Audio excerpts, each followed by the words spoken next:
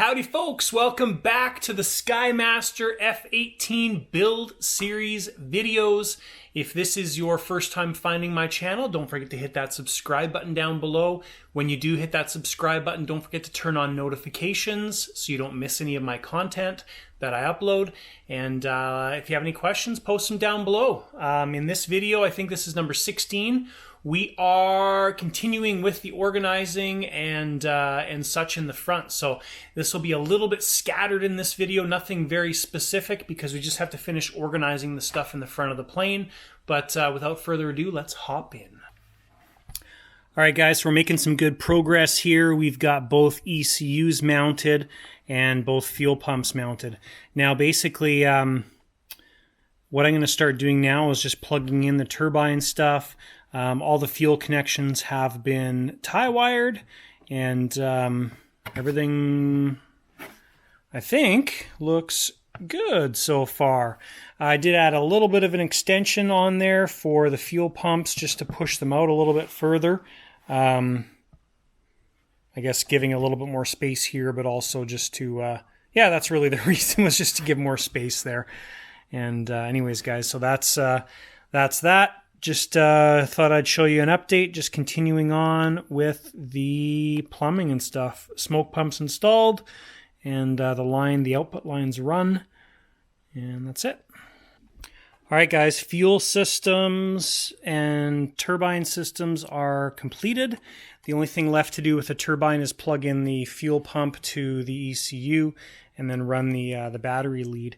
But everything's pretty much done. It's quite a tangled mess back there, but there's really not a lot we could do just because there's so much stuff packed in this area. So, but it's still very serviceable, still very neat, and everything's been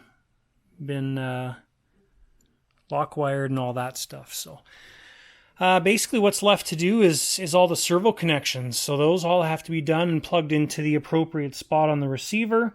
And then we've got a couple more things to do, like mounting the receivers, you know, some of the leads that are going to the front, like the power leads, battery leads, things like that. So a bit more organizing to do, but she's getting close, making good progress.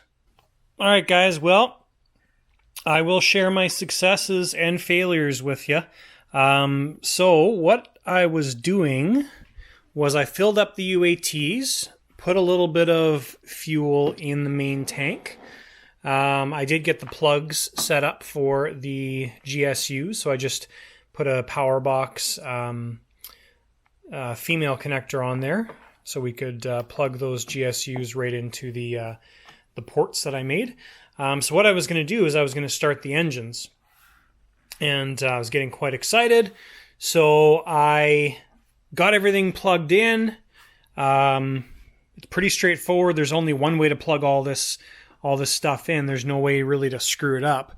Turned my radio on, turned the power on. Now, as soon as I turned the power on, one of those pumps went absolutely nuts. Well, it was that one right there. So it went wee and started basically what sounded like operating at full power. And so as soon as I heard that, I knew something was going on. So I turned the power off, and the ECU remained on and the pump remained on. So I reached in there to unplug the MPX connector, and as soon as I reached in there, the pump stopped turning, and the blue light was still on, which the blue light comes on when the pump's on, and it started smoking. So I unplugged it, that turned the light off, but the pump was super hot. So I'm not sure what the deal is with that. So it seems like the pump is stuck in full power mode. I did take a spare fuel pump and plug it in there, and as soon as I plug the spare fuel pump in, it starts instantly going. And then I took the plug, plugged it back into the fuel, the existing fuel pump, and the blue light came on, but the fuel pump's not turning. So it smells like burnt electronics, so I'm assuming the fuel pump's burnt out. and the ECU, something's going on with it. So anyways, the other turbine, once all that drama was taken care of, the other turbine had zero issues. Basically primed it, no problem. The pump sucked in fuel, pumped it all the way to the back. So I'm not sure what the deal is, but when we hear an update, we've sent a message to Kingtech, and when we hear an update, I'll let you guys know what happened. So anyways, no running of both engines until we get that figured out. So it's a little bit deflating, but I'm sure we'll get it taken care of. So anyways, running the power wires for the turbines up to the front. And so we've got those two right here. And then we're also going to run the power lines for the receiver setup to the front here as well too. And then wherever we need to place the batteries, whether it's on the cone or inside this area, we'll be able to plug those in, no problem. All right, guys, a couple things that have taken all of my time so far. We've gotten the rudders put on. That definitely increases the size of the plane. What else have we done? We've spent a bunch of time organizing the wiring, and all that's left to do is the servo connections plugging into the JRBPX unit. So that's going to be the next thing I'm doing. Did up all the leads for the power going to the front there. Put these two connectors in so they are stuck on with the double-sided tape that they come with, plus put shoe goop around them because the double-sided tape doesn't work well. And anyways, those are the 4 power leads for receiver ×2 and turbine ×2. And we did take the ECU out, the Kingtech one that had the issue. We're also going to have to take the fuel pump out as well too. But anyways, that's that. So just working on the wiring right now. What else have I done? Oh, I marked the channel here for the clips on the canopy. So all I did with that was lower it, and the rear mark and the middle mark, I guess, are where the narrow piece is close to the canopy. And then the front mark, which is kind of the half mark if you want to call it that, that's the front of the hook. So those areas, when we're setting this up, those areas will all need to be routed out. But I just wanted to see the difference there so I knew what was going on. But I marked all 3 on both sides. And so once the cockpit's installed, then we can kind of start working on those little pieces. So wiring's next.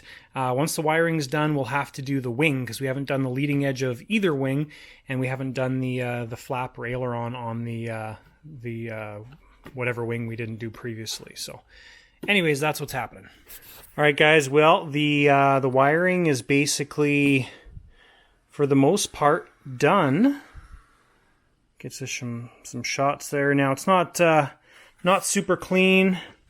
I mean, like, we're not, we don't have separate trays and all that stuff in there, but you got to remember that none of this is visible when you're doing any sort of stuff with the plane, because the cockpit's going to be in there. So it's all very functional.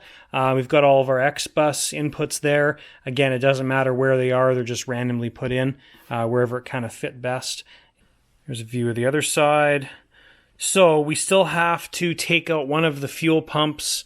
One of the ECUs is taken out because they're the ones that we're having issues with from Kingtech. And there's a view of the front direction there. And we've got basically all of our air leads on the right-hand side, a couple leads for the brake and gear controller. And on the left-hand side, we've got all of our power going down to the front end. So that'll be the 2 turbine batteries and the 2 receiver batteries. Wiring-wise is ready to go, except that rehooking up that turbine stuff. But that's done. So all in all, I guess as far as hours go, just on the wiring, I spent about 6 hours organizing stuff, doing stuff, and we are basically complete. So a couple things left to do is we've got receivers to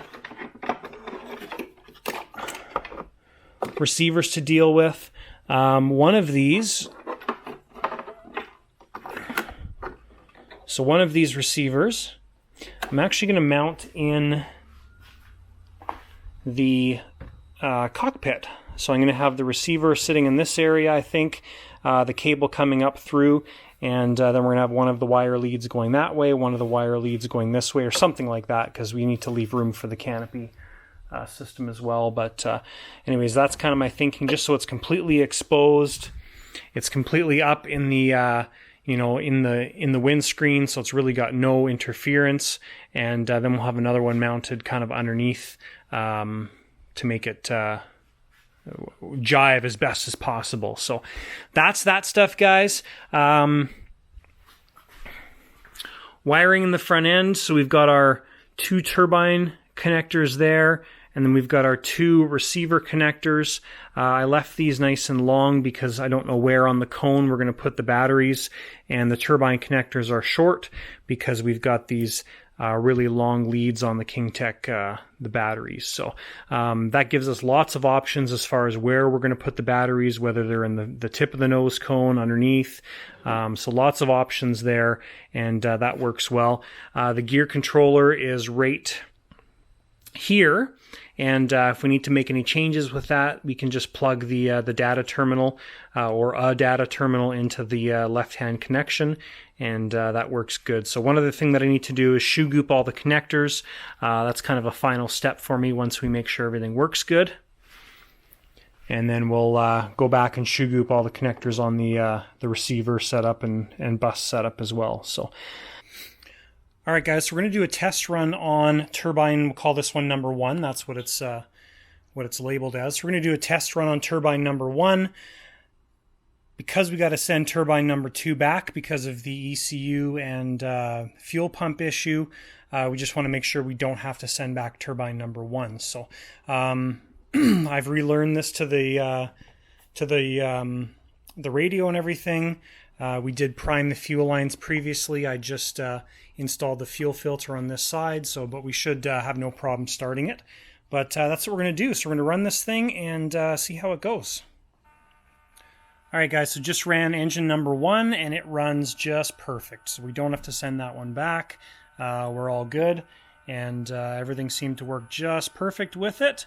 So before we send back engine number 2, we're going to get all of the stuff done so we can actually CFG the plane, and we don't have to Mickey Mouse with the CFG later and try and guess at engine weight and stuff. So not a whole lot left to do. Basically, we've got to do the cockpit area and then finish those the wings up. We've got a little bit of work on the wings. The gear, again, works great. Just was playing around with that, and works awesome. So, all right, guys, couple little final checks and balances that I'm doing here just before I start moving on with anything else. Just working on the gear, also making sure that the system holds pressure.